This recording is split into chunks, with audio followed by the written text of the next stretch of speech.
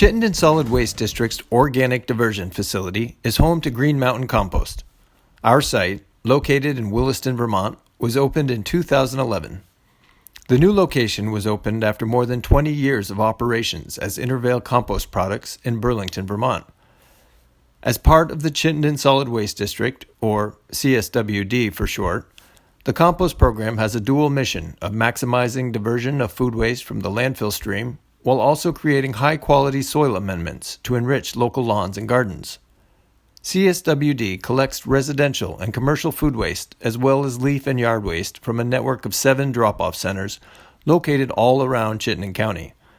Landscapers and residents may also bring these materials directly to the facility. In 2019, CSWD was awarded a $500,000 infrastructure grant from the Vermont Agency of Natural Resources.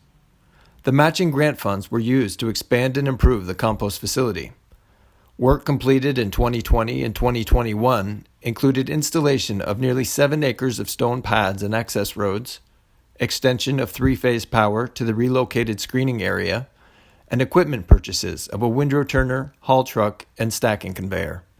The project is nearing completion in 2021 and will enable much greater efficiency in the operation.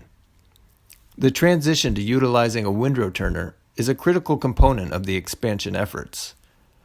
This machine is now being used for multiple operations throughout the compost process, and it replaces 4 pieces of heavy equipment previously retained to get the same amount of work accomplished.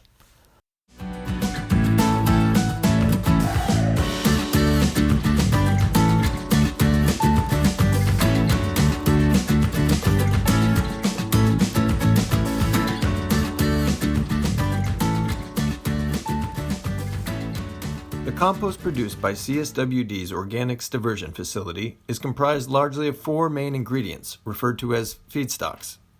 The food waste that comes into the facility is the driver of the process, as it is the feedstock that is most likely to cause problems if left unblended. Food waste alone, however, does not make a good recipe, and instead requires a high-carbon bulking agent in order to make a good blend. Here at the ODF, the majority of the carbon comes in the form of leaf and yard waste, or from wood chips. Roughly 5,000 tons of leaves and yard waste are dropped off at the facility each year, with large influxes in the fall and again in the spring following snowmelt. Wood chips are another critical feedstock for the compost blends at the facility.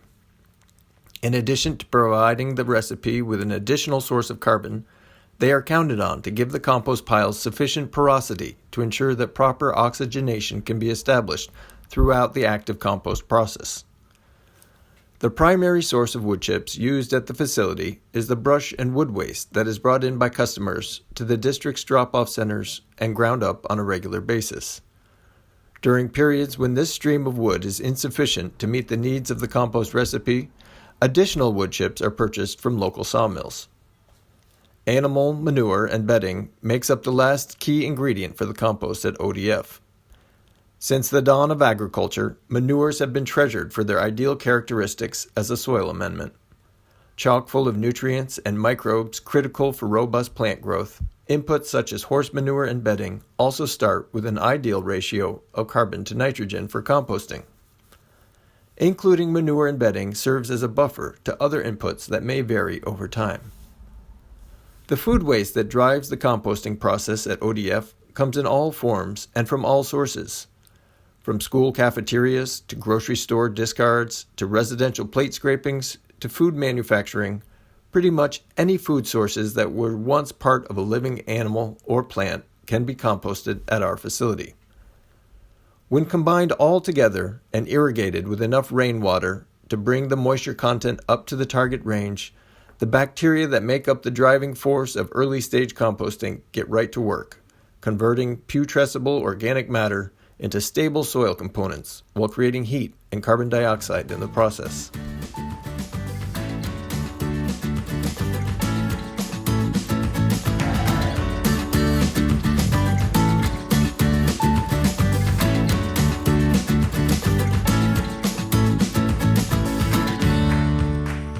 When making a new batch of compost, each bay and phase 1 needs to be cleaned out.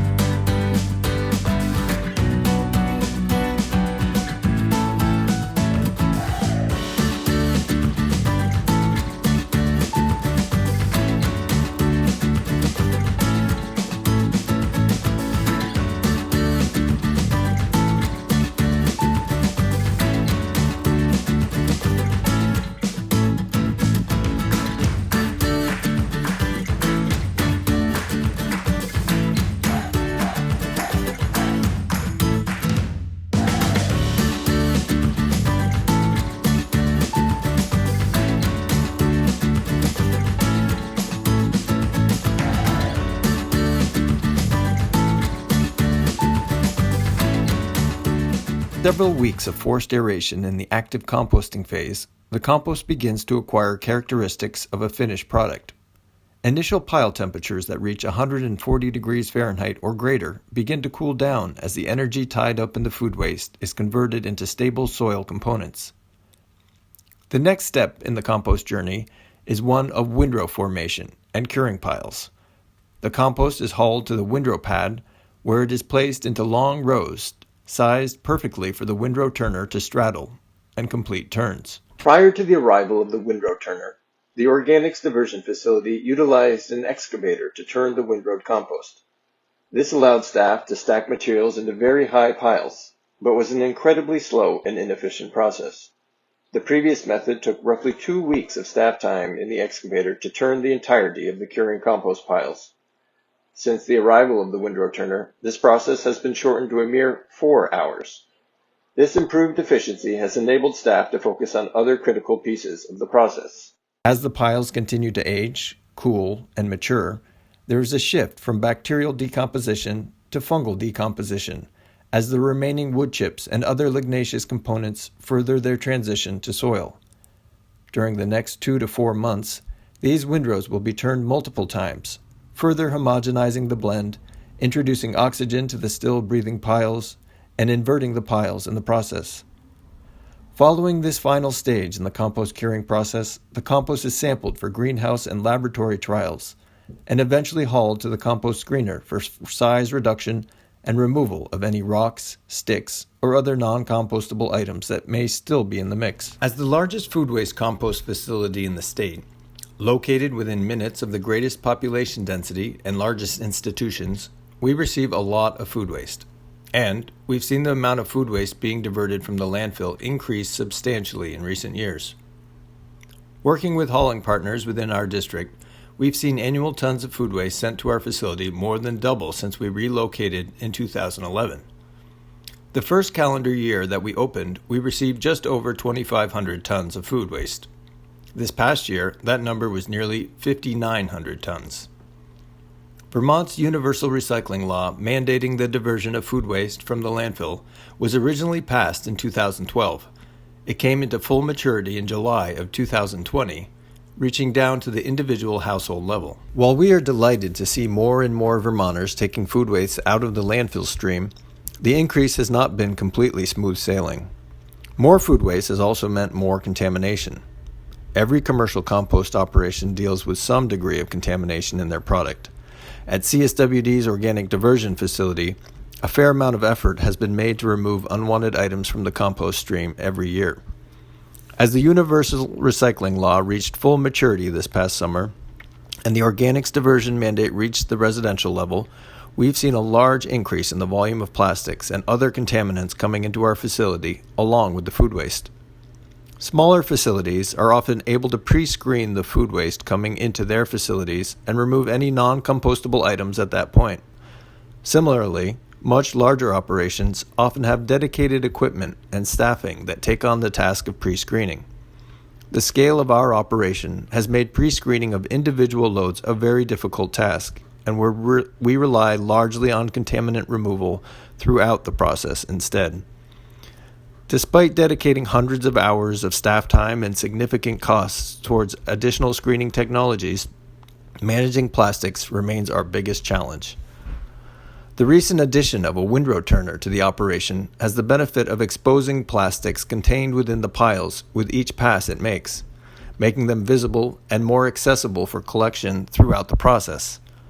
On the negative side, it also has the tendency to fragment larger film plastics into smaller pieces, which can be more difficult to remove. We're currently working on a multi-pronged approach at reducing the overall plastics contamination burden that should enable us to maintain maximum product quality while streamlining production.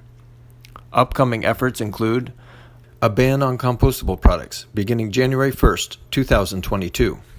Increased education and outreach through CSWD staff and statewide partners, an improved and enforceable contamination policy, investigations into mid-process screening options, and a diversion of the most contaminated loads to depackaging facilities. As always, we remain committed to producing the high-quality finished products that customers of Green Mountain Compost have come to expect. We look forward to the day in the near future when our high-quality product standards can once again be met due to a reduction of incoming plastic contamination rather than having to pull it out along the way. Following months of hard work by the bacteria, fungi, and other microbiology responsible for transforming our food waste into a powerful soil amendment, the next step in the process is screening. The main strategy here is to grade the components of the cured compost into different sizes. The majority of the compost is screened to a very fine consistency, while remaining rocks, wood fractions, and any non-compostable items still in the mix are removed. A series of decks with rubber stars spinning at high speeds makes this possible. In addition, there are vacuum fans that operate at a high frequency that pull out any film plastic that might be in the mix. The resulting compost fines are now available for sale as is, or are blended with other inputs to make one of the value-added soil products sold by ODF. Compost is typically not recommended as a growing medium by itself. When blended with materials like sand, silt, and peat moss, however, compost provides the magic ingredient to bring any soil blend to life. Prior to the arrival of the windrow turner, CSWD's Organics Diversion Facility utilized multiple trommel screens to process blends like topsoil and garden mix. Now, staff is able to make an excellent blend of the screened compost and soil inputs utilizing just the windrow turner. This process is much quicker and arguably produces a much better blend finished product.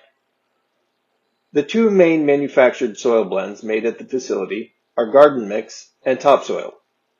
Garden mix is designed for raised beds, while topsoil is a more general soil used in landscaping and lawns. Compost is layered with the other soil amendments and then turned in place as the windrow turner makes repeated passes over the length of the pile. Compost, garden mix, and topsoil are sold in bulk quantities to landscapers, garden centers, and contractors. From small dump trucks to tractor trailers, seasonal high demand keeps the loaders moving all day loading vehicles. CSWD's Organics Diversion Facility produces between 10,000 and 13,000 cubic yards of compost each year. Roughly half of this compost is sold as straight compost, while the remainder is blended and sold as garden mix or topsoil. For more than 30 years, Chittenden County residents have come to rely on Green Mountain Compost products as a quality soil amendment for their lawns and gardens. In recent years, it is not uncommon for demand to outstrip supply, though staff try their best to stay ahead of the curve and keep our gardeners happy.